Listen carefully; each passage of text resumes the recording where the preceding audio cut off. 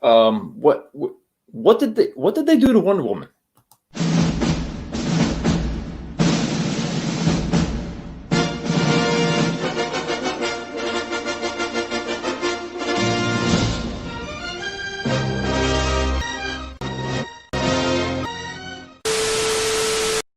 What's going on? Welcome back to the channel and my impromptu review of Wonder Woman 1984.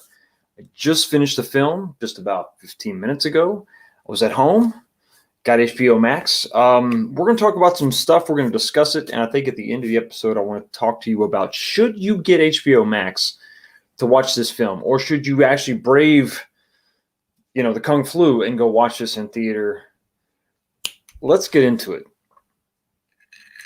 Wow. Okay, so let's establish a baseline. I really liked the first movie. I liked Wonder Woman, the original movie. I liked Wonder Woman in Batman versus Superman. And for the most part, I liked Wonder Woman in the Justice League. That was a bad movie, but I liked her in the movie. The extended cut of BVS was much better, but Justice League, there were just so many problems. So the character of Wonder Woman I enjoy. I was a big fan of Linda Hamilton back in the 70s. Gal Gadot in the role, I think like everybody else, I had my concerns before the movie, before she showed up in BVS, and she won me over. The first film was great, as far as I'm concerned.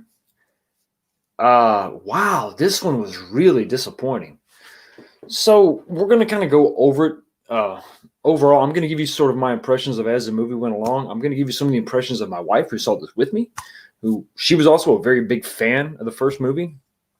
And we're going to go over. So overall, the movie starts out really sort of, we see Wonder Woman in 1984. She's working in D.C., Washington, D.C., not DC, not the comics, but Washington, D.C. And she is working in the Smithsonian. Doesn't really state what her job is, but she's working there. And so that's why she's in Washington, D.C. And we kind of open the film with this robbery that's taking place at a jewelry store in the mall that is also a front for ancient artifacts. In the mall. So that was, you look at that and you're like, okay. And the guys that are actually taking the place down, they walk in and they flat out say that, yeah, we're not interested in any of the stuff you have out here, the diamonds and the gold and the jewelry. We're interested in the how do they phrase it? Word on the street is that you've got a black market supply of artifacts in the back, and that's what we're into. Okay, fine. It just seems weird that this is taking place in a mall, other than they wanted to grab on to some of that Stranger Things vibe. The 80s, it's a mall, you get it? So the setting, fine. The bank robbers, they're kind of cliche, but fine. I mean, so far, okay. All right. Then Wonder Woman shows up in the mall to save the day in the food court. This where right off the bat things start getting a little bit wonky. I thought that Wonder Woman in the first movies, the action that she was involved in was badass and believable, and when she would go into action, you were like, wow, this is cool. She's obviously got superpowers. This is Wonder Woman. This is not, the TV show. In this, I felt like she was sort of floating from point to point, like when she would use the lasso to go from, let's say she's down here on the base level, and she would go up to the second floor, the third. I think there's about 3 levels within this food court, part of the mall, which is, just to say that out loud, we see one. But anyway, so but she would use the lasso to go from place to place to take out the bad guys. But it just seemed like she was sort of just floating or elevating or riding an escalator in the air. It didn't seem like she was really grabbing on with a rope and pulling the rope and then swinging, and the centrifugal force was sort of fleeing her to the next level, or fleeing her into the action. So that seemed a little, okay. but it was fine. The interactions with the bank robbers was once again fine. It just really, the setting was really odd. The way they were using her as far as the action goes was really, she seemed to struggle a little bit too much with guys that have obviously no skill whatsoever. Absolutely none. They're just guys with bags who are here for artifacts. So that was a little weird, especially when you see all the badass stuff that she's done in the other films. I mean, even just like, even in Justice League, when she was, she's protecting people that are in not the Smithsonian, must have been some other museum, and the bad guys have a bomb. And so just that quick scene where she's protecting the people and she's blocking the bullets with her gauntlets, that was really cool in the other movies. But in this opening scene, it just seemed a little clunky, So she finally gets home from saving the day. Now, this is during the day. This is in the middle of the day in a mall. It's another thing to bear in mind. Middle of the day in the mall. She takes the time to take her, her tiara, crown, whatever. I'm not trying to bag on her. I just don't know what the terminology is. And she uses that as a boomerang to kind of take out all the video cameras to hide the fact that she's Wonder Woman and she's doing all these things, superhero-y things. But this is the middle of the day in a mall. And she's Wonder Woman and she's got the lasso. Okay. And this goes on for a while. And so she, foils the bad guy's plot, and in ways that should have really killed them. But, it's nevertheless, that's fine. So she gets done with this little action scene and she goes back to her apartment, and you see where she's got some artifacts. She's got some pictures of Steve Trevor, and she misses him, obviously. So she gets changed and she's looking, of course, gorgeous. She's a gorgeous woman, and she goes out for a night on the town. Or not a night on the town. She's going to eat dinner alone, And it's they're trying to sell the fact that she's lonely, which is, this is the 80s. She should be getting hit on like, every time she turns around. So that was a little bit weird. But okay, fine. They're selling the fact that she has not fallen in love with anybody else. She's not dating anybody else. Okay, so we get that. So up until this point, I'm like, okay. When Kristen Wiig walks in, and I've got a few comments. I do not want to neglect the chat. Means of destruction. Hey, what is going on? We're talking about. I just saw Batman. I wish I saw Batman. I saw Wonder Woman 84, and we're talking about that memes. Hail to you as well. Hey, Lady Terriel, how are you? What did you think of the way? Yeah, we're going to get into that because there's a lot of ways.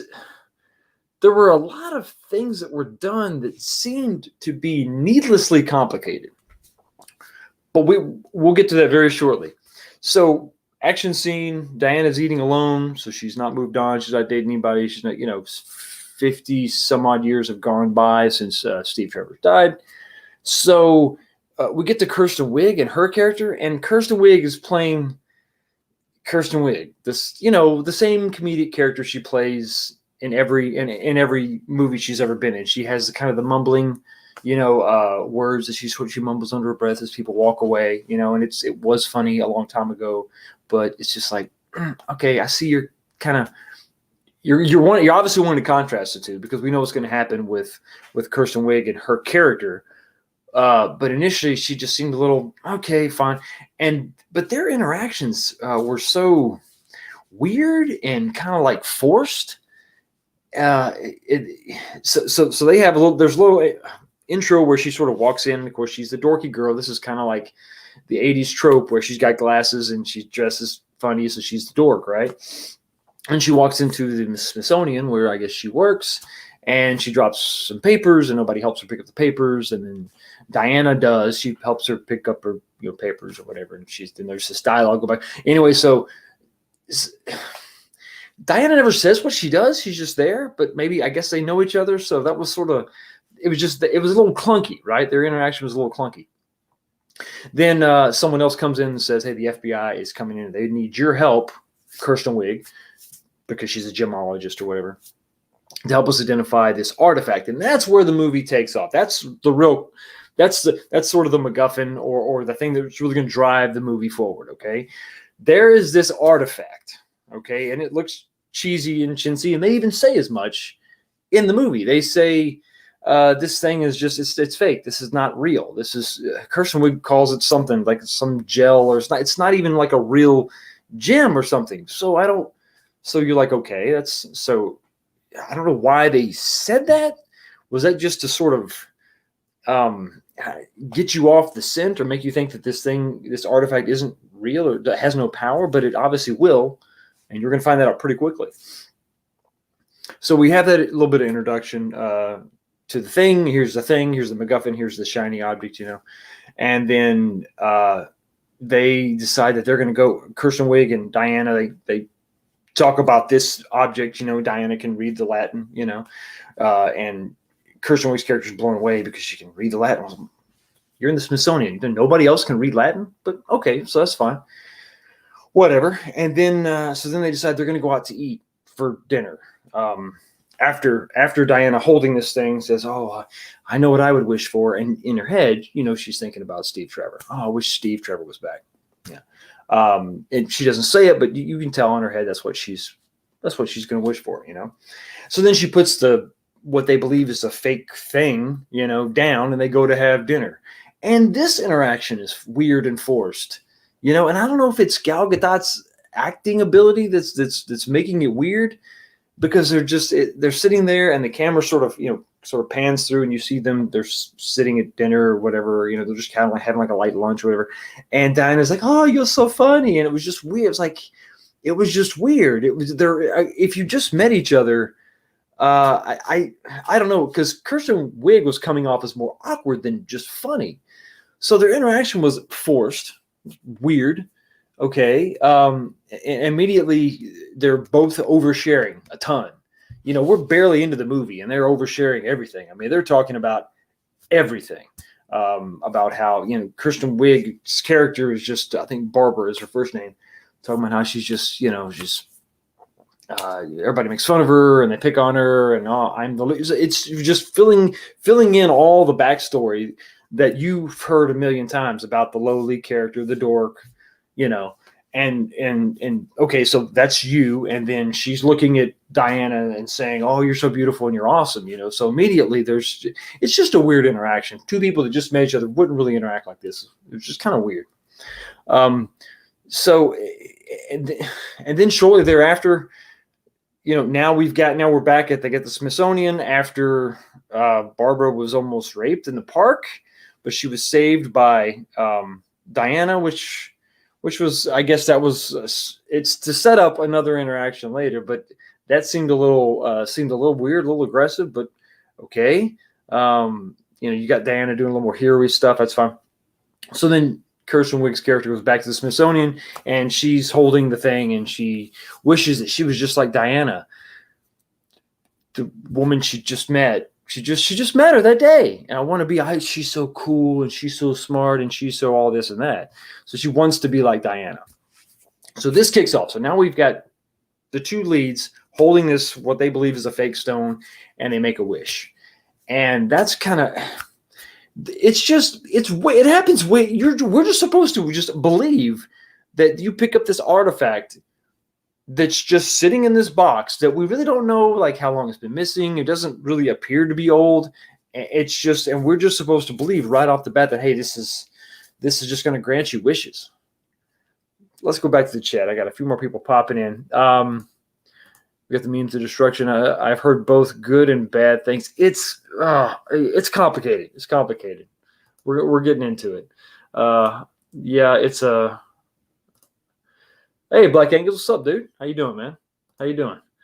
This was all around bad at best. Yeah, at best, meh. Yeah, it's weird. There were some changes. Random Bread says Angus, you select. No, that's not right. That's not fair. Spoil away. Okay, yeah, we're spoiling. We're spoiling, bro. We are spoiling. So immediately, I guess the next morning, Kirsten Wiig does this. This is where we slip right back into the old dorky girl gets cool or dorky girl is really hot thing, where she's got this sweater on and a weird dress. So she wakes up. She slept in her office. She wakes up, and for some reason, she straightens her hair, and she looks in the mirror, and for some reason, she takes her skirt off, and the sweater is long, so she pulls the sweater down, and it's tight. So now it looks like one of those '80s dresses, those tight, form-fitting dresses. The sweater. So you're like, why did she do that? And then now she's walking around in heels, and she was fumbling before, but now she's jumping up on chairs and stuff. So she's getting powers. So you pick up on that immediately. Then Diana goes to a party, and some guy's there, and he says some of the. I'm paraphrasing, but she runs into some guy, and the guy doesn't look like Steve Trevor. He's just a guy, all right? But he walks up to her, and he starts saying some of the things that Steve Trevor said to her in the last movie, at the end of the last movie, sort of proving that, or letting her think that, hey, is that Steve? Is that you?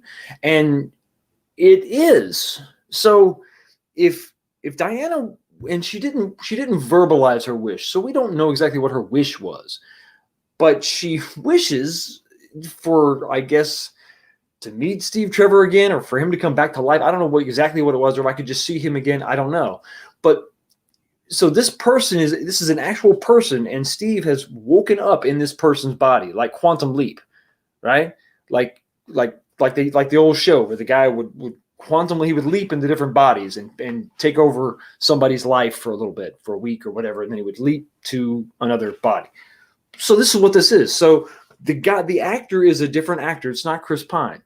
But then once Diana thinks that that's him, or realizes that that's actually him, then the camera sort of pans around her, and it is Chris Pine, because that's the way that Diana sees him. But that's really not.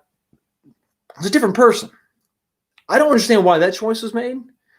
Why couldn't you just have him? If this is obviously crazy, this is even beyond sci-fi. This is wishes. This is literally like Aladdin and the lamp, and he's granting you wishes. So I don't know why was that. This goes back to the needlessly convoluted part of the story. This is one of many choices that are made. You're like, why did you do that? That's overly complicated. Why didn't Steve just come back to life? I guess if you have him inhabit somebody else's body, it takes care of some things. Because I guess if he just came back to life, then wouldn't he come back to life in the plane that he was in when he died, maybe? Or I don't know. Maybe I'm overthinking it. Or maybe they did begin to think it through, went down this road and realized, it's a little too wonky. Let's have him come back in somebody else's body. Anyway, so I thought that was just needlessly convoluted. I think that, it's a wish, right? Why can't he just show up? Why can't he just be in her apartment one day? I don't know. So she's dealing with the fact that, okay, so Steve Trevor's back. And immediately they take off. Like that at the party, that's it, they take off. They're walking. She's buying into the fact that this is Steve. She pretty much buys in almost immediately. Just because he says some phrases and puts his digital watch in her hand, recreating the last thing that he did before he died in I think it was the late 30s. And then immediately she's convinced, okay, well, this is obviously Steve, and I don't know what happened, but hey, okay, we're going to go have a walk. And at the same party, you have Kristen Wiig's character being all wonky. She was wonky and weird, but now she's super sexy, like immediately, right? Because she wished to be like Diana. So now she's sexy. She went out and she bought a dress. She did her hair. It's the dork takes off the glasses and now she's hot. Thing we've seen in movies a million times.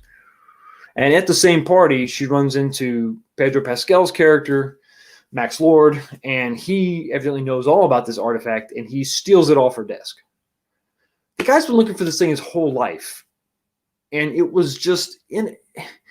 So the first time we see it, it's not even in a box. It's sort of sitting half out of a box in the back room of the jewelry store that was at the mall. Then we see it. I guess the FBI seized it during I don't know why the FBI would be involved in this bank robbery at the mall, but okay, so somehow the FBI has brought it to the Smithsonian, and then that's how we get it to the Smithsonian. but so this guy's been looking for it his whole life, but he just didn't. I mean, he's been trying to track it down. He's traveled the world to find this thing, and he didn't know it was at the mall.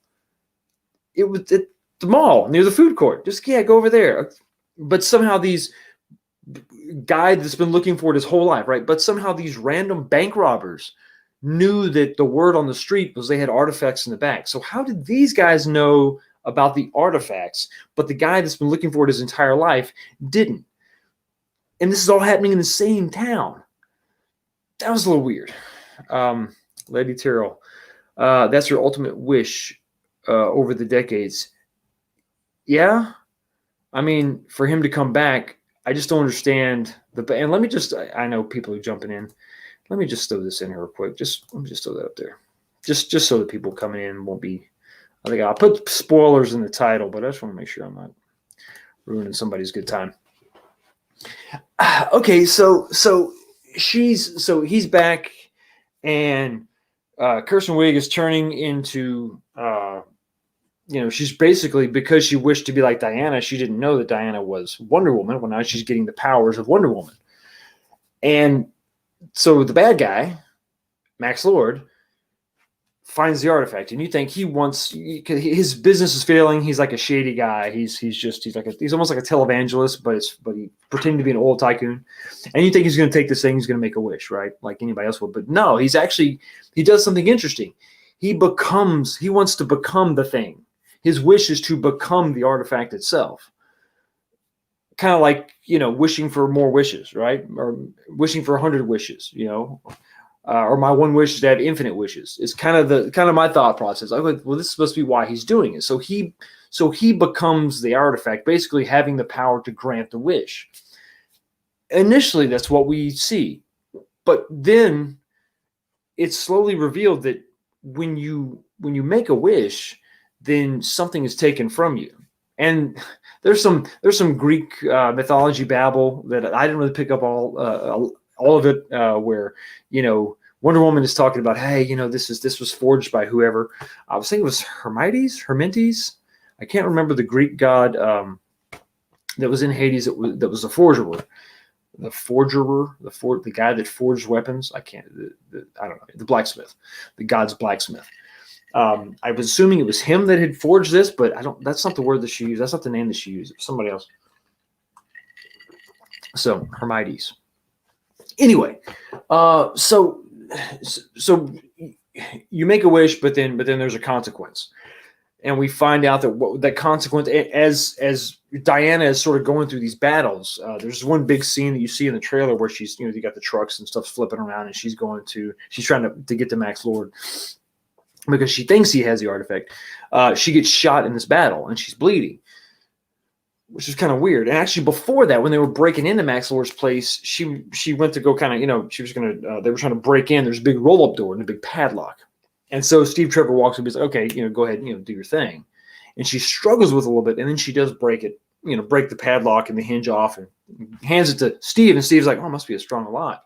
And I didn't really pick up on what that meant. I was just like, okay, I wasn't really picking up on the fact that there's a problem with her.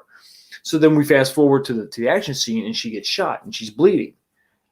I'm like, well, this is kind of weird. And so throughout this action scene, which was kind of weird too, I saw it on a 4K TV, which is great for clarity, but it makes things look almost cartoonish, almost PS4, PS5 video game-ish. So that was kind of a letdown. And when and let me just say, throughout the whole movie, when she's using her lasso and she's swinging and all that, it seems like it looks like wire work. It doesn't look seamless. It really does, and it looks a little out of place. It's just odd. And so anyway, so you got that action scene where you're finding out that she's losing her powers. I'm sitting there, my wife and I are trying to figure out what the hell's going on, because they don't really just come out and tell you that you're losing something when you make a wish. That comes out a little bit later. So at this point we were thinking, since they both made wishes and Kristen Wiig's character wants to be like Diana, is she taking Diana's power? Which we're like, okay, but that's kind of interesting. So she wants to be like Diana, so she's taking Diana's power, and that's why Diana's losing power. No, turns out that Diana is losing her power because she made a wish to bring back Steve. So that was the negative. That's the price that she paid for the wish, which doesn't make any sense. Because when you look at the price that Kirsten Wiig's character pays for being like Diana, she turns evil. She starts being bad. She loses, I guess, a little bit of her humanity. Like is I guess her kindness, her soft spokenness. I don't know. It seems like she's paying such a really small price. I mean, she's really paying a small price, honestly. I mean, she's gonna she's gonna be the bad person. She's gonna kind of turn evil, but that's also the price you pay for gaining power, in my opinion. And my wife also pointed that out. Okay, well, maybe it's the power is corrupting her. She's not used to having power. She's always been weak. So you give a weak person power, and sometimes they go crazy. They get drunk on the power. Okay, that sort of makes sense, but still, that's a really small price to pay. Where Diana is losing her superpowers, that didn't seem equal or even to me. So now, the movie really was slow and awkward to get going, but now we're at a point where I'm kind of like, okay, I'm kind of in it. Okay, so we're watching things sort of happen. We're seeing wishes being made and consequences. The bad guy who has now become the artifact, he has a few sort of awkward interactions with people where you see he's trying to get them to say what their wish is. After a few interactions, you find out that he has to touch them, and then they will and he's trying to get them to make a wish. So they make a wish, and then he grants their wish, and then they have a price to pay. He takes that as a form of payment, basically, for the wish that he's given them. And he takes their power or their influence or their money or all the shares, stock or whatever. The first guy he takes all his shares in the company. And it's like it just happens magically. People switch and just basically become under his influence automatically as like a condition or a side effect or a consequence of the wish. Okay, fine. So, fine. But then crazy stuff starts happening. Like, goes to Cairo and this wall just appears, Wild stuff starts happening. And then without much explanation, the world is beginning to sort of just go into chaos, where you've got weird stuff going on, and then you find out that I guess Max Lord has just been walking around. I guess people have just been coming into his business, and he's just been holding hands and granting wishes and taking what he wants. So there's weird stuff like there's this guy in town, and he's walking around. There's these cows with him, and his wish was to have a farm. He says, I wanted to have a farm, but not here. It's just, now and there's rioting, which I don't understand why we have riots and stuff going on. So that's a little bit not really explained that well. It just starts to get a little muddied and muddled. So we have Diana losing her powers, and somehow, some way, Diana knows, or just, I don't know where this knowledge comes from. I don't know. I don't think it's written down or anything. You have to renounce your wish. You have to verbally just say, I renounce my wish. And then the wish is gone, and the price you paid is also sort of wiped clean. So her dilemma is, do I renounce my wish? I lose Steve Trevor forever, and I get my powers back. So that was kind of cool. Her powers begin to weaken severely, where you have the powers of Cheetar, which is the character that Barbara is becoming. Her powers are growing, so they have a face-off in the White House. It was kind of cool. But this. Think about the stuff that's going on. All this wild stuff is going on. Crazy stuff is happening in Cairo. It's happening all over the world. Max Lord has made it into the White House, talking to the president because of wishes that he makes. He'll grab someone's hand and say, "Don't you wish I had an audience with the president today?" And the guy was like, "Well, sure, of course I do." It just in a way, just like in agreement, and then that becomes the wish. And then he'll say, and then as he walks away, he'll say, "Oh, I'll take what's in your wallet," or whatever. He just, it just sort of names the consequence. So it's kind of, it starts to get really convoluted. Okay. And there's things that are going on that are affecting the entire globe, the entire world. And you're starting to think, okay, at this point I was thinking, okay, well, something has to happen at the end of the movie to reset everything, or else, why would you not mention some of this stuff in, BVS. I mean, when she shows up again, I mean, wouldn't you reference some of the stuff, because this is world shattering. So this is crazy stuff, and it just keeps getting worse and worse and worse and worse. And because he met with Max Lord met with the president, he asked him what he wants, what his wish is, and he wishes for, it was horrible. More nukes. So I don't know if that was supposed to be. I guess it was supposed to be Ronald Reagan, and the implication is that Ronald Reagan just wanted more nukes. So he wishes for more nukes, and more nuclear devices just show up all over the map. And so, of course, this escalates the Cold War like to 11. And you're thinking, well, this is really getting out. This is like Jumanji, where stuff is just getting out of hand, and you're waiting for them to finish the game, and then it resets everything. It's getting nuts. So this whole thing's going on, and Diana's getting weaker, and they're trying to get out. So they get out of the White House, and Chitara. that's not this character. Chitara. That's a Thundercats. That's not this character. So Chitara and Max Lord get in the helicopter, Marine One, and they take off, and they're headed for. And this is another thing that was really weird. They head for this facility because when he was in the office with the president just happened to have these big cardboard cutouts of this super secret plan. It was similar to the Star Wars program, but somehow it transmitted particles, or it used beams and particles, and it implies that it's a way to physically touch whatever the beams are shining on or shooting at, or it was another bit of dialogue that was glossed over, but really, you're like, what's going on? You're like, you need to spend a little more time on it. And why is this just sitting here? And I guess it's implied that he's sort of the president is under his spell, I guess, because of what he said he wanted for the wish, the price of the wish.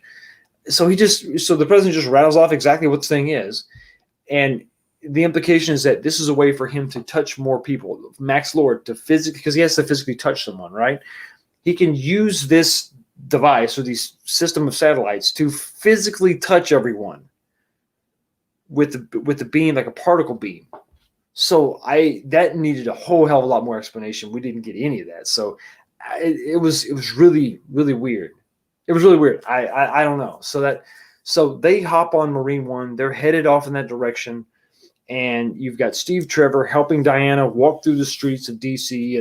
But at this point in the movie, it's utter chaos. It's insane. There's stuff, just riots and crazy stuff, because people are making wishes, and it's just stuff's burning. And you're like, I mean, this is a time in the movie you could have had some fun, because if people are making wishes, you could have seen crazy stuff like cartoons. Kids making. I'm thinking like kids making wishes. And there's cartoon characters. Flying cars or some. Aliens or robots or you could have put in some crazy stuff, and the implication is people are just making crazy ass wishes. This guy's just granting them, and the weirdest stuff is happening. But no, it's just the riots. I didn't get that. I mean, like mothers with their children sitting in the street covered with a blanket, but it's daytime. I don't know. It's weird. It was really weird. Let me take it's a lot to go through. I know. Too many things happened at once. Yes. There needed to be they try to retroactively say that there was a thread in the movie. And the idea is that if you wish for something, you're paying a price for your wish. And is your wish, is the thing that you want worth the price that you're paying? I guess is the overall thread, the overall idea through the movie. But it was sort of clumsily executed. Jeffrey Nelson, what's going on, buddy? I have cardboard cutouts for designs of super weapons on my walls, but don't we all? Yes, and that wish would be interesting. You would expect... I mean, if your imagination is going wild and people are just wishing for stuff, you should see weird stuff, right? Crazy, weird stuff. But you don't see any of that. So I thought that was a missed opportunity. McKinney90, how you doing, buddy? Good to see you. We're trying to navigate this movie I just saw. So anyway, middle of the riots, and Steve knows this is the right thing to do. She has to recount her wish. She has to, say, I can't do this anymore. I get rid of the wish, and then listen. I lived a great, and this was actually a pretty good scene. The scene between Chris Pine and Gal Gadot. Where he's like, listen, you gotta forfeit your wish. You gotta. This is crazy. You need your powers. The world needs you. I lived a great life, but now I'm gone. And you got to let me go. It was a good scene. It was a little wonky the way it's being executed because he's inhabiting the body of somebody else, but whatever. So it's a sad scene. They kiss and then she walks away, and of course he stays behind, and you just hear his words say, Diana, I'll love you no matter where I am. And before she said, I'll never love again. And she says, I recant my wish. I think I forget the word. It's not recant. It's whatever. She relinquishes. She takes it. I want to give it back. She says, I don't want the wish anymore. And we don't see what happens out of frame, but the implication is that Steve Trevor's gone. And the cool thing is that she was all beat up. She was bleeding. And then when she does that, she heals immediately. Like Wolverine, you start seeing her heal, and then she starts running. She's hauling ass, And it sort of goes back to the first part of the movie where I kind of I didn't really say much about it, but there was this cool scene back on Themyscira. It was Diana, running around and as a little kid, but anyway, it's kind of a throwaway scene in a way, but anyway.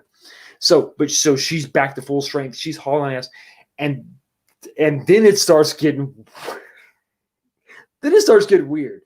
So now she's running full blast. She's jumping, kind of what you see her doing in the other movies before. She leaps, right? Kind of like Hulk did. And then she lassos a plane. And listen, planes are 30,000 feet in the air. I know she can jump high, 1,000 feet, 2,000 feet. Let's say she jumped 10,000 feet in the air. The rope would have to be 20,000 feet. I mean, that was a little weird. It is. You're looking at this like, okay, fine, I guess. Why couldn't she lasso a skyscraper like Spider-Man? Or maybe she didn't want to be like Spider-Man.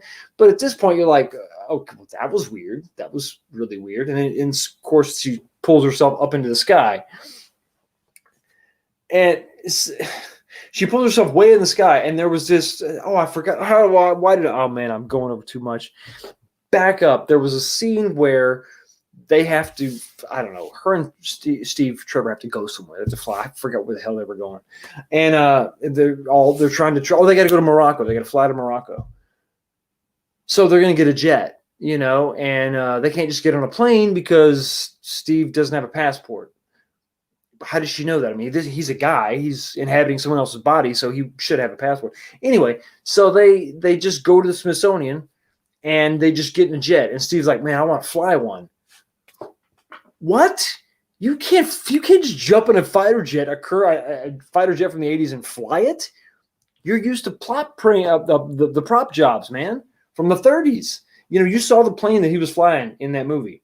There was no jet. Wasn't even a dual engine thing. I think the one at the end was dual engine, but still, it's not the same thing. You can't just jump into this jet and take off. It's like a MiG or whatever. So they take off, of course, because at the Smithsonian, all the planes sit there, fully fueled, ready to go. So it takes off, and of course, everybody's alerted to their position. And then she does this thing where she says, I was trying to figure out how my father hid Themyscira, the island, from humanity. I've been working on this. And she's like conjuring something up in her hand. She's like, yeah, I've only been able to hide a teacup, and I lost a teacup. So then she uses that power to make the jet invisible, which is kind of a cool way to tie in the invisible jet idea. So the idea is they can fly without, and radar's not going to pick them up because they're invisible.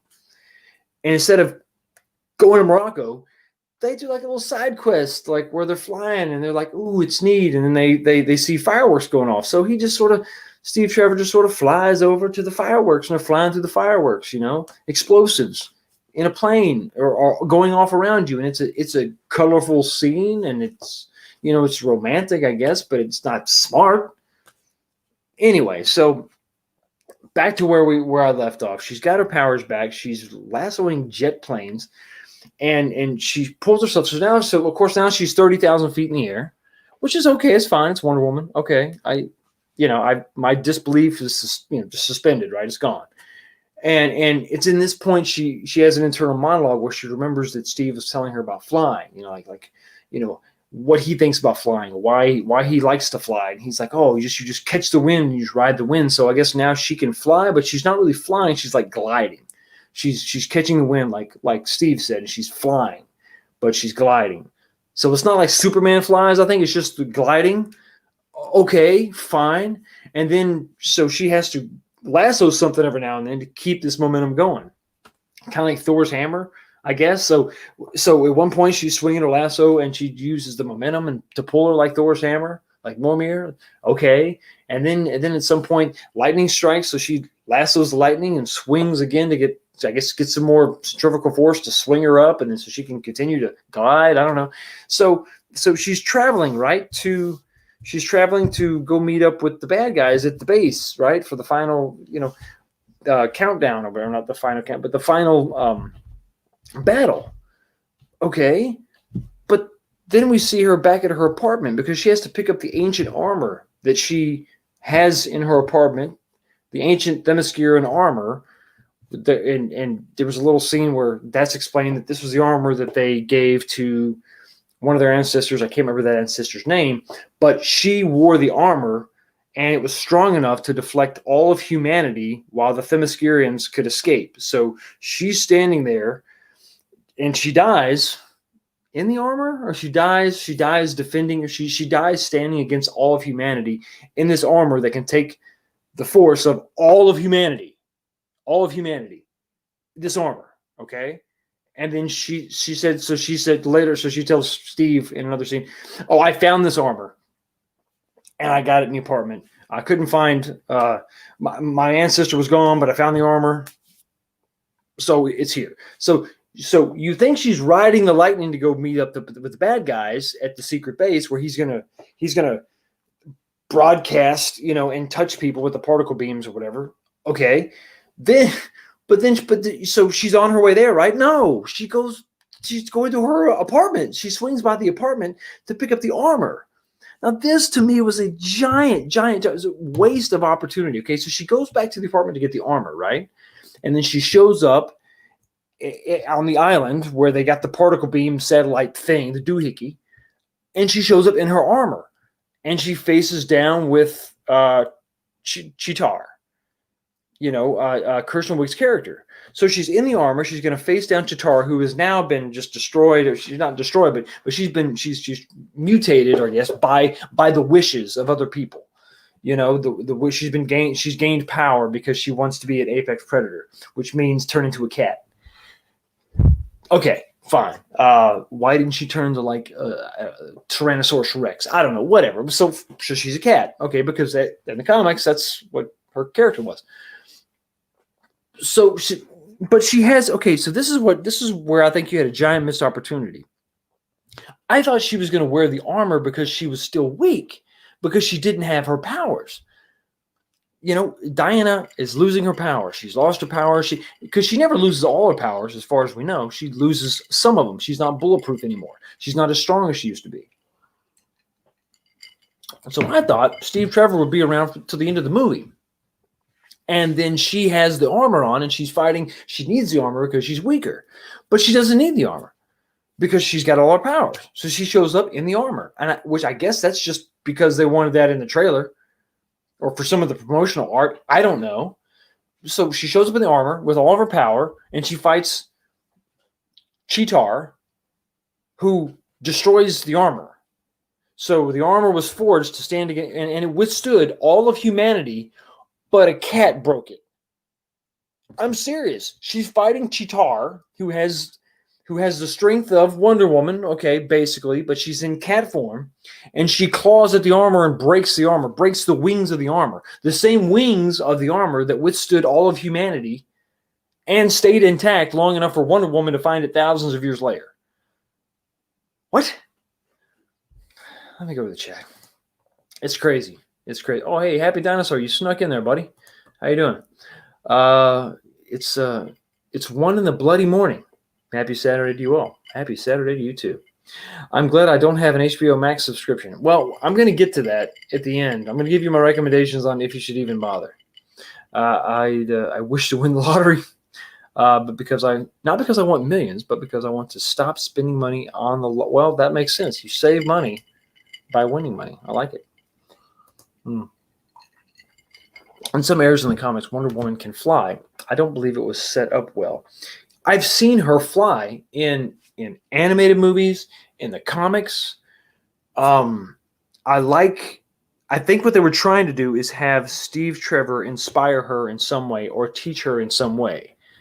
And the take is that you have a mortal teaching a demigod something, and that's interesting. And that's, what could she possibly learn from this mortal? Well, she learned how to fly in a way. So, but it just comes off as weird when you're really just gliding and you have to lasso jetliners. So it's like you're Spider-Man on steroids, where Spider-Man would just but he would web a building and swing. She has to lasso lightning. What are you doing? I don't understand it. Christy, my girl, what the F was this movie? I don't know. The middle was okay for me, but the front and the back and the side to side, oh my God. It's a mess. It really is a mess. And it's a damn shame the first one was good. I finally see your post. Oh, let's see Trevor. Alan Hu Akbar. I don't know. I don't get that. I'm sorry. It's my, she's an apex predator. I know. An apex predator is a cat, is a cheetah. That's not even the top of the food chain. I don't get that. I'm very confused right now. Well, the movie is, I guess it's not confusing as much as it is disappointing. And it really is just weird. So anyway, we get to the end of the movie where Wonder Woman has all of her powers. She has her armor on. She fights the cat lady, the cheetah lady, who has the powers of Wonder Woman, so let's be fair. But the cat lady tears up the wings that she's using to protect herself. So she's literally, with her clawed hands, tearing up this armor, the armored wings portion. And then so I guess so Wonder Woman is tired of playing, she's tired of turtling, like in a fighting game where you turtle, when you sit there and just take it. So she just pushes her back, sheds the wings, and then they fight. But this is probably the most disappointing fight ever. As bad as the villain was in the first Wonder Woman movie, this one was even worse. It takes place at night, obviously. You could tell there's like the moon glows. So you get a little bit of the gray, the whites and the grays. And then guess what color Cheetar is? White and gray. So it's just, you don't see much. There's no detail. If she would have been like a bright orange or yellow, like a cheetah, she might have stood out a little bit more, but it's just sort of washed out. And like I said, I'm watching this on a 4K TV. Okay, so it's not like I'm watching some crappy movie or, like a tube TV or something where I just can't make out the detail. The detail was there. It just wasn't filmed very well. The colors are horrible. And then their fight is they just get they're just swinging. It was like a trapeze act or something. It was a lame ass fight is what it was. And then she kept telling her to, and so they're in the water at the end of the fight, where they're still going at it. And she's telling her to relinquish her wish, take back your wish, take back your wish. And yeah, it's like, I don't understand. Well, you're in the middle of a fight. Why are you doing this? When you knock her out at the end, which is what happens, she gets shocked and they get out of the water and, she semi rescues her, Wonder Woman rescues her, gets her out of the water after she's been electrically shocked, which should have killed her, but okay. Gets her out of the water. And then when she lays there, then you ask her to take back her wish. Look at what it's doing to you. Take back your wish, but not in the middle of the fight. That was just lame. I was getting kind of bored. I was like, Diana, what do you just kick ass? This is not the time to give a speech. It's time to kick ass.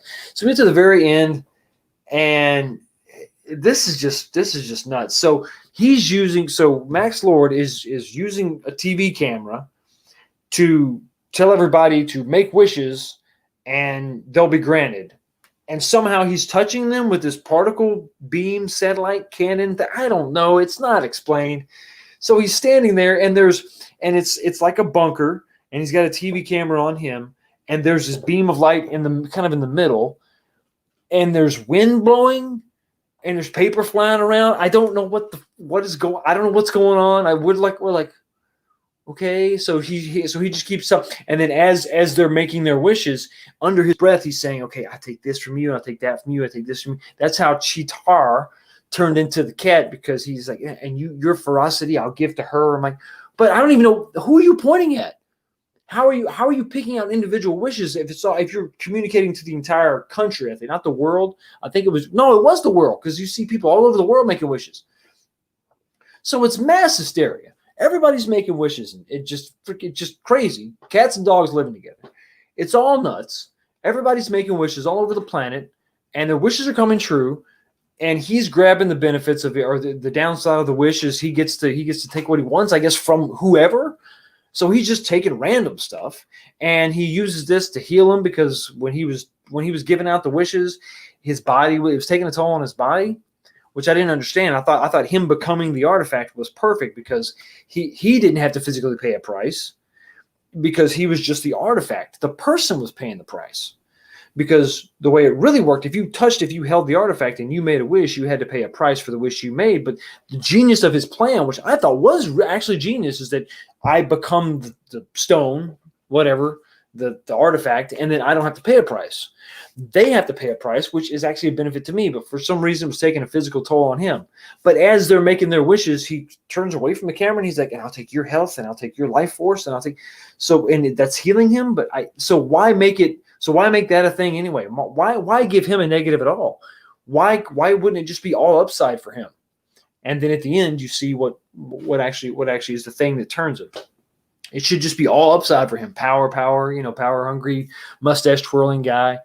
But he just, he goes from I want to be a successful business guy all the way to ruling the world. I don't know. It's fine. Okay, whatever.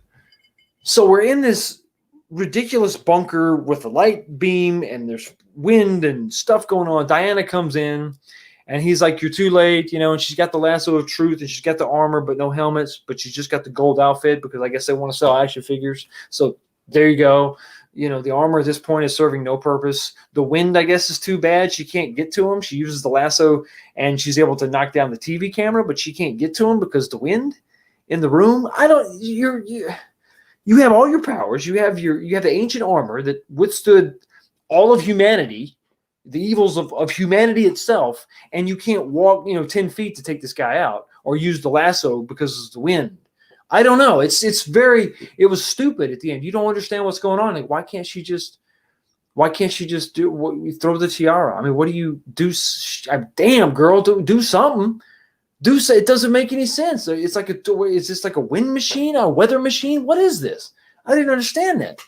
So you're watching this thing, so then he's like, so now he's for whatever reason, she can't get to him. So now he walks from where he was standing at the podium, and he takes off his tie, and he stands in the light beam. I don't know why. The light beam where I guess people's wishes were coming. It's almost like a Santa Claus movie or something. I don't understand. It's just getting freaking. So at this point, you're like, what the hell? What is going on? I don't understand it. And so Diana can't get to him. She's pinned against the wall because of wind. Who knew? If you're in the comments, you know about Wonder Woman's kryptonite. Is it wind? Let me know. Twirling wind, hurricane force winds. I don't know. It's just stupid. So now she's talking, and she's giving this long ass speech, this monologue, talking about how look at what the wishes is, what you look at what it's doing to you, and you think she's talking to him, Max Lord. Look at what you're doing. The wishes, you're paying a price for your wishes, and you're thinking, okay, it's his son. His son, he doesn't have a relationship with his son. Look at all you've gained, but you don't have a relationship with your son. You're the thing that really, because they do show that they developed the character just enough to where his soft spot is his kid, right? Okay, we all can identify with that. Okay, I'm sort of with it.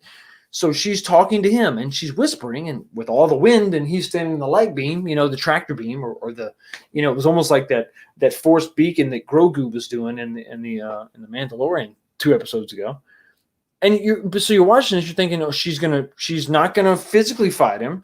They're gonna have like an emotional breakthrough or something. I don't know. So anyway, so you're thinking, okay, all right, at some point, and of course he's not having it. He's like, why would I relinquish my wish? That's stupid. And she said, I'm not talking to you. And you see that she's got the lasso around his leg. Okay, so if you've lassoed his leg, what the hell are you doing? Pull him out of the light beam thing. I'm not sure what the light beam thing is going to do, but I don't think it's going to be good. So just knock him. What are you doing? So she's got and it's the lasso of truth. Obviously, it's glowing yellow. So she's now broadcasting to everyone. And I think that the implication, this is something my wife said. I didn't pick up on this, but she did, because it's all glowing gold. The TV screens are now gold that people were watching. Diana is showing them the truth of their wish. So she's communicating to everybody on the planet, I guess, and they're seeing the truth. And her plan is to get everybody, including Max Lord, to renounce their wish. Your plan is to hope that everybody on the planet is good-natured enough to relinquish their wish, to take back their wish, to renounce their wish. That is so stupid. That is so naive. I can't believe someone wrote that down. It's like the Care Bear stare. You want all the Care Bears to do the Care Bear stare and defeat the bad guy with love. What the hell's going on? Why couldn't the resolution be, if you change Max Lord's mind, if you get him to renounce his wish, which he does, if he renounced his wish, which was to become the artifact, wouldn't that wipe out everything that just happened and reset everything, like Jumanji, when they finish the game and it just resets everything right back to where we were, right back to where we started? Wouldn't that make sense? But no, it doesn't do that. When he does that, he renounces his wish. It's like nothing happens. Everything is still chaos. There's still the riots and all that stuff is still there. But all the other individual people also renounce their wishes, which undoes what they did specifically. But that requires every single person on the planet to renounce their wish. What about the guy that just wished for $1 million? And he's like, there's no downside here. I'm fine. I'm good. I think I'll just keep my $1 million. I don't understand that. If he renounced his wish, then that would take away the power that he had. So it would render all the other wishes null and void. Why? You see what I'm saying? That just makes so much more sense. I don't get it. Yeah, doesn't World War fly a damn plane or something? Wonder Woman fly? She does fly a plane. And yeah, I mean, if she was so inspired by her late boyfriend, lover, true love, and he died 60 years ago, why didn't she take up flying between now and then? Why does she need his ass to fly anything, especially when he's jumping in a plane that's 60 years newer than what he's used to flying? Bro, I fell asleep 10 minutes into it. I know, man. It started off. You know what I was doing? I was like this. I was watching it like this because I was cringing at the beginning. I was like, oh, God, this is stupid. Kirsten Wiig is not funny. Their dialogue back and forth is just weird. Gal Gadot's like, oh, you're so funny with her weird accent. It's like, I'm so funny. You're so funny. You have a great personality. And she's like, oh, people make fun of me because I have glasses. It was just weird. It was just uncomfortable. I'm thinking, man, this is a superhero movie. When are they going to punch something? In the New 52 lore, she got the power from an African god. What a lame way to make her Cheetar. That was going to be my next question to somebody in the chat. I'm glad you brought that up. I knew that I didn't know exactly what it was. I knew she did not get her power from a freaking witch. And how in the hell does she turn into a cheetah by that vague ass wish? I want to be an apex predator. And it's multiple wishes. It wasn't even her wish alone. He took like character traits from other people that were making wishes and gave it to her. Because towards at the very end of the movie, she's not a cheetah yet. She's just standing there while the light beam's coming in and all the wind is blowing and then he starts giving her traits that he's just picking out of a hat, I guess. It didn't make any sense. Constant string sequence. Yeah, I don't know, also the guy really was supposed to be Ronald Reagan. I know. See, that was supposed to be Ronald Reagan. And so the implication is he was just a warmonger who wanted more nukes. That's what, if Ronald Reagan, listen, politics aside, let's just talk about the man Ronald Reagan was. If he had one wish, you think he would have just wished for more nukes? Wouldn't he have wished for world peace? I mean, I wouldn't put that past any president, Democrat or Republican. So that seems stupid. DC movies are going the Marvel humor right, and it's failing. You're right, it is failing. And I thought the darker Snyder version was way better. Well, I did too, and it was just it for that tone. It made more sense. And the first Wonder Woman movie was. Even my wife said this. She said the first one was way better. But then they got my wife on the first movie. Remember World War I, where Wonder Woman's got the freaking shield and she's standing there. She's standing in the gap, holding the shield, and she's taking that fire, and she's just like, that badass scene. That's the kind of stuff that got my wife all pumped up. And I think it's the stuff that got women pumped up because that was bad. That was showing a strong woman being badass. Where was that scene in this? Because I'm telling you, man, every time she used the lasso, it was like she was floating. It was weird. Yeah, it was all over the place. It didn't know what it was wanted to be, really. They had super secret plans in the Oval Office for exactly what he needed. Not only what he needed, but they were, I guess, in the middle of a presentation of exactly what he needed with giant cardboard displays ready to go. Hey, check it out. Could you use something like this? I still didn't get the whole particle. We're beaming satellite. We're using satellites to beam particles, and somehow that's the equivalent of physically touching objects, persons, people. Agree. Was definitely missing Snyder. Yeah, I'm missing that as well. And unfortunately, I think we see what happens when Patty Jenkins is left her own devices to do what the hell she wants. Because I think that after the success of the first movie, they're like, hey, do what you want. Zack Snyder, he's a weirdo, and his movies are dark, and we don't like that. So you do what you want to do. I don't like her direction. So this doesn't bode well for that Rogue Squadron show she's got. Not really. While she's giving her speech at the end, and I'm not done yet. We're almost done with the movie. When she's giving her speech at the end, you can tell the constant thread is sort of she's exposing everyone to the truth of the wishes that they're making and showing them the consequences of that wish. It's thin. I thought he was going to transform into a god. Yeah, see, when he starts walking, okay, that's a good point too. So she knocks the camera out of the way, and he starts taking off the jacket and the tie. And yeah, you think, okay, what has he been wishing? Like he's been acquiring attributes from people. And if he could take that and turn her into an actual cheetah, what the hell is he about to morph into, right? Yeah. Yeah, like Ares in the first one. Yeah, you think that he was garnering all this power from all these individuals and people, that he would just be like a hulking mass of a something. I'm thinking, oh, they're actually going to have a showdown. But no, it was just her delivering a long, long speech.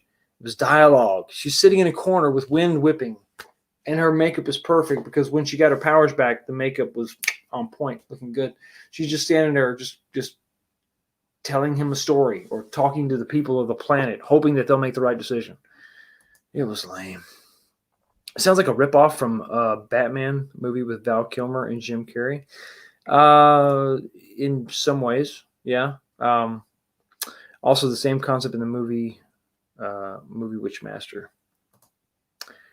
Wishmaster. Okay, gotcha. Yeah. Fox, you just make I think that you have these elements, and you obviously want some of this stuff for the poster. Okay, I get it, but you could do it in a way that makes sense. especially with the armor thing. I thought that was really that way. Why did she need the armor? Why did she bother putting the armor on? She didn't even know that. I mean, she knew she had one fight with Barbara, but that was when she didn't have her powers. Once Diana had her powers back, why bother suiting up? She's blown through every other person. Even when she was losing her power, she was able to ride under the truck and flip over it. And the whole scene in the middle of the movie. So you put the armor on because you need it, right? Because you're in the battle. And she's holding on to hope. She doesn't want to lose Steve Trevor. She's going to do whatever she has to do to keep him alive. So she puts on the armor, knowing that's going to help her, right? And then at the end of the battle, or she's losing the battle, and then she has to let go of that wish and that dream. Then, because she's got to save the world, that would make more sense to me. That would make way more sense to me. I mean, the first Wonder Woman, he goes, "Oh, you can fly because she flew in the first one with nothing." I am in the first Wonder Woman. He goes, "Oh, you can fly because she flew in the first one with nothing." Did she fly in the first one? I can't remember. I know she did a lot of swinging, but at least it looked good. She did do a little bit of flying, didn't she? Right. It's Reagan bad, Republicans bad. Oil barons, wall. That's a good point. Yeah, the walls go up. Reagan was all about nukes. Some people said that this was some of the earlier reviews were about like this was Orange Man bad. I didn't get that really, but I did get what you're talking about: the walls, nukes, oil. So she can fly now, like Superman. Yeah, so same with the arm movements. Yeah, it was almost like she did it before Superman because chronologically this takes place before the Superman and the Snyderverse can fly. We're going to get to that. I don't want to spoil that. There was no point to them. Yeah, we'll see. Poet Scotty, when they go back, and this is really a prequel. It's a sequel to the first Wonder Woman movie, but it's a prequel to everything else that's going on in the overall DCEU. When you go backwards, you can't do anything that really affects where you're going. You can't. That's just the nature of the beast. You have a roadmap. You have to get there, and it didn't even get there. It didn't even get us to a point. It ends where it begins. Except there's a lot of unexplained things like wishes that were made that had consequences that they sort of recanted, and they I relinquished my wish or whatever the word was. She kept saying it, and for some reason I can't remember what the word that she said. But they took their wish back, but they're still living with the consequences, and nobody else is talking about that. So walls go away, but then rivers come back up. It's like what? I don't know. So yeah, there was no point to the movie. Steve Trevor's still dead. She says she'll never love again. But she wasn't loving again. But she didn't have relationships before the movie started, between the first movie and the second movie. So, Chris Pine was funny. I'll say that he was funny when he was trying on the clothes and stuff and all. I mean, that was kind of him as a fish out of water was funny. I like that. That was good. The man who killed Blue Beetle was a crybaby. I don't know who you're talking about. I'm sorry. Her mall cop entrance. Yeah, it's KB. It was like she was floating. Every time she would use the lasso, it was like she was just floating. It looked like wire work. It looked like CG. It looked like she was just sort of moving to the next point in the video game. It didn't seem fluid. So anyway, so at the very end, using the lasso of truth, showing truth to everybody, including Max Lord, he sees the truth of his actions, his consequences, and they even try to justify the way he is by showing us some of his past. As a kid, he had holes in his shoes. They made fun of him. His dad beat his mom. His dad yelled at him for wetting the bed. Whatever. Okay, we're trying to justify him or his actions. We want him to be a sympathetic villain, which is fine. It's better than a mustache twirling villain if I had to choose between the two, but it is what it is. And then he says, I relinquish my wish, I recant my wish, I take back my wish. And at that point is when everything should have reset, right? If he took that back, then it should have reset everything, but it didn't. So she relied on everybody on the planet to take back their wish to set everything back right. But now everybody still has the memory of making a wish and then having to recant the wish. In 1984, why is this never? There's no further implication to the overall DCEU. This is a global thing where people were making wishes. This is just something. There should have been something at the end of the movie that tied it all up to where nobody had any memory of this. It's left too open ended. So we get to that point, and he says, yeah, I relinquish my wish. I'll take it back. I take it back. I don't want this anymore. I don't want this power. And then he leaves, and he gets on the helicopter to go find his son. He lands in D.C. From wherever he was, he goes to D.C. to find his son. And Diana is happy because she didn't save the day. The planet did. The people of Earth saved the day, saved their own skins. So he finds his son, gives him a hug. He says, yeah, I'm really just a loser. I'm not really a smart guy. And the kid's like, it's okay. I love you. And they have a hug and everything's fine. As they hug with, in just a field with, garbage and, where the riots were. And then the ending continues. And it goes on and it goes on and it goes on. She's flying again and she's freaking walking around in the market again, and she runs into the guy that Chris Pine inhabited his body, and he shows up and he's wearing the clothes that she said she liked before, and they smile. And then she's walking again and she's talking again. And then it flashes to her apartment again, and you're just like, would this movie just end? Because you're not seeing anything new. And so the credits finally start to roll. And by the way, what's her name? Also Barbara. She also, despite her being pure evil now, she takes back her wish and she returns back to, I guess, normal. She's not a cat anymore, so she won't be in the sequel. That kind of sucked. Why can't she? Whatever. So she's not around. Everybody takes back their wish. The credits roll, and I'm sitting here like, this movie sucked. Okay, fine. And then we get to a credit scene, a mid-credit scene. And there's no post-credit scene. So this is the mid-credit scene, okay? You see the same market in the middle of the day that Diana was at the end of the movie.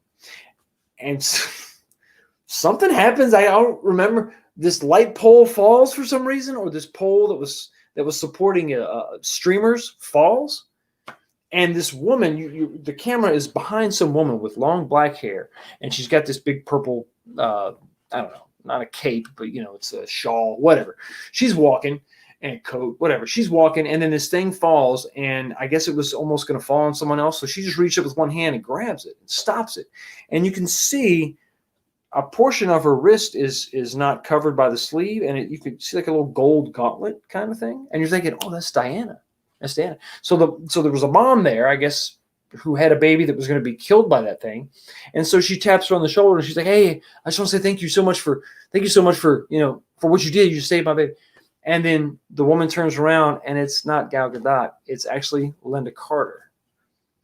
It was Lynda Carter. So the idea is that Lynda Carter played or Lynda Carter is the character that we are told died thousands of years ago fighting off humanity. She was the one that wore the armor in the beginning.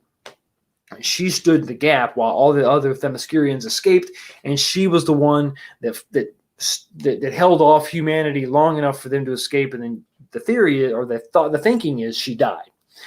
So she turns around and she's got the hair, and it's Lynda Carter. It's Lynda Carter. She's still a hot looking woman, even for her age. She's a good looking woman. And she basically says, oh, it's just, I've been doing this for a long time. And a little wink to camera, and that's it. And that was a nice little nod. But I don't think that is going to tie into future movies. I don't see Lynda Carter being in future movies. I guess it's possible. She could be a mentor to Gal Gadot maybe in a Wonder Woman 3. I don't know. When would that take place? In the 90s maybe? I don't know. Early 2000s? But and keep all this in mind while all this stuff is going on. We're talking about a third movie, right? We're talking about all these events, these world-shattering events that happen. Remember, in Batman versus Superman, Batman gets on. No, I'm sorry.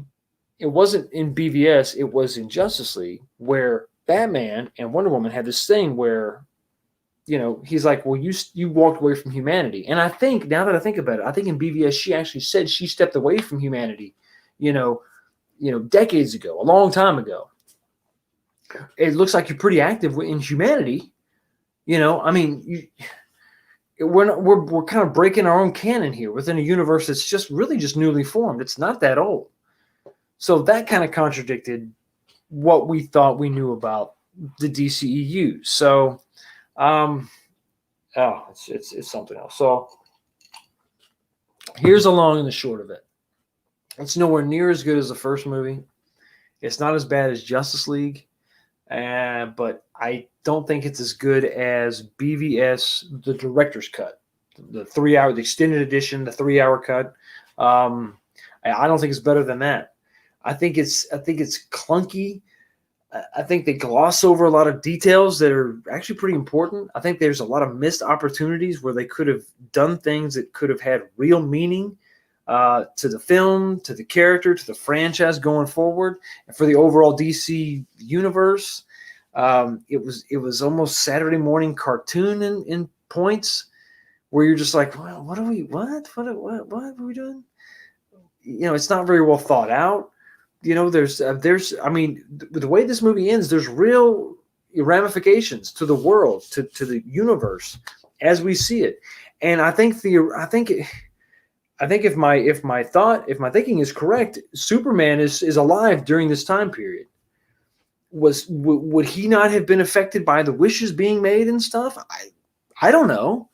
What if Paul Kent, who was so concerned about his son, what if he made a wish saying, I wish my son didn't have any powers. I wish he was just a normal boy, just like everything's fine, I might be reaching there, but the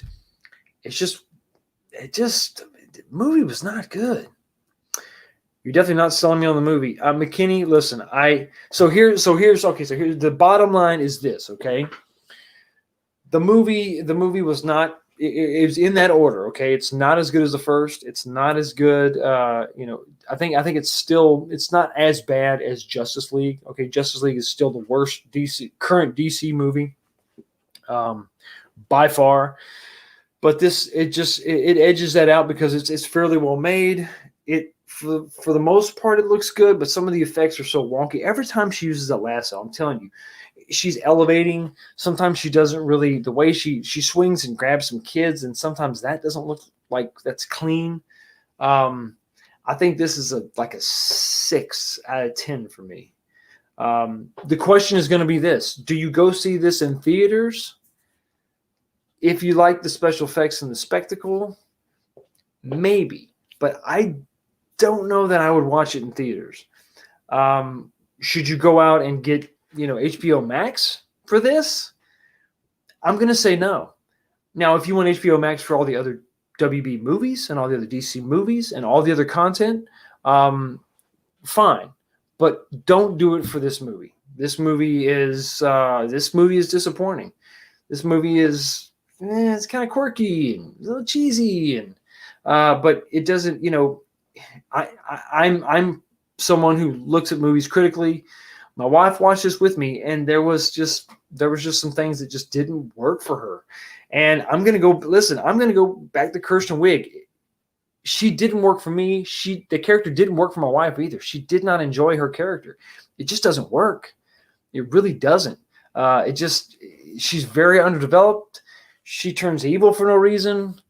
It's just kind of a mess. The decisions that are made don't make any sense. I don't like the way. I think at the end of the day, I don't like the way that they brought Steve Trevor back, inhabiting someone else's body. That was just unnecessarily confusing or convoluted. I don't like the way they wrapped up the movie at all.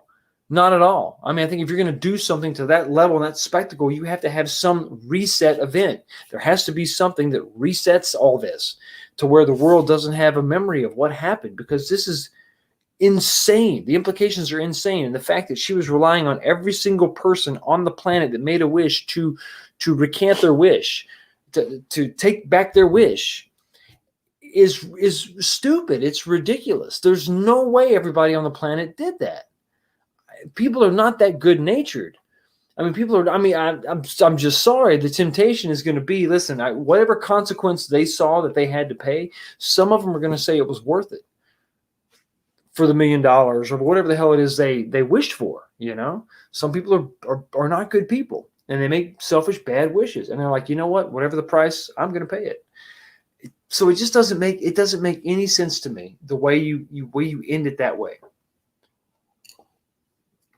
But I just had to talk about it for a second. I had to get this out. I didn't want to do a short video on this because I felt like we haven't had any movies lately, and I thought that this necessitated a discussion, a long discussion about the movie in general, full spoilers, and really get into it. I think when this does post, I'll have a link that I will post in the pinned comment. That takes you to the resolution at the end of the movie, or at the end of the review. But yeah, I think it's a 6 out of 10. It's not a good movie. It's wonky. The chemistry between Gal Gadot and Chris Pine is good. Their interactions are good. Kirsten Wiig is just a throwaway character. I will say she's a very attractive woman. She looked great in this movie. But beyond that, it's just, I didn't like Pedro Pascal's portrayal of this character. He seemed a little too it came off as just he should have been charming, and he didn't come off as charming. He came off as creepy and weird, as if he had just this odd sense of humor that no one else really got, And Gal Gadot seems disconnected because she's in a normal setting now in this movie, longer than she's ever been, and she still seems like she doesn't fit. It's not just the accent, it's the way that she interacts with the characters. The fact that she doesn't, I don't have a TV. Well, it's 1984, you don't have a TV. I mean, you need to blend in if you're going to be immortal, basically, So it's just a lot of little things that just make the movie not work. It doesn't flow. So it's not worth the subscription by itself. There's other stuff. There's other factors to consider. So don't get HBO Max to watch this. Don't even go to the theater, to watch it. I mean, wait till you can rent it. Wait till you can rent it on iTunes or Amazon for $3.99 or whatever, $5. Wait till you can rent it and just watch it that way. It's not worth spending $15 because I don't, I signed up for HBO Max and the first month was not free. So maybe there's a free trial that I missed or I didn't do something correctly. But so I had to pay $14.99 for the first month. But this is not the only reason that I got the service. There was other things to consider. But the movie is just not. It's just not good. And I know why it flopped over in China, because it's not a good movie, and it's got nothing to do with America and all that. And it's got nothing to do with woman power, because the first movie did well in China. It's not good. It's not good. So movie's got a 6 out of 10, but at the end of the day, that's just my opinion. Reaction Life 21, you sent what? Thank you. I appreciate it. But while you say they are facts, they are just my opinion, and that's all it is, my opinion. But let me know what your opinion is down in the comment section when you watch this on the replay. If you could, smash the like button before you take off. Thanks for hanging with me. I know it's late. Well, I guess it's early, depending on how you look at it.